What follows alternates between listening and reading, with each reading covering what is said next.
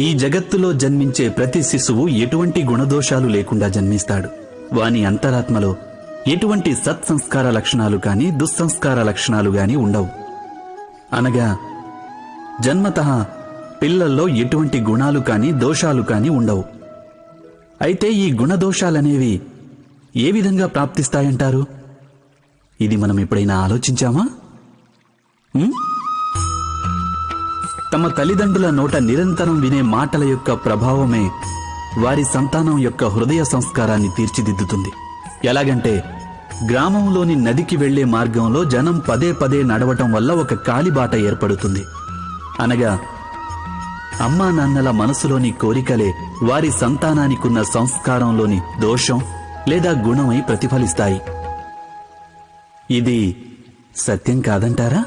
అయినప్పటికీ తమ సంతానంలో ఏదైనా దోషం కనిపించి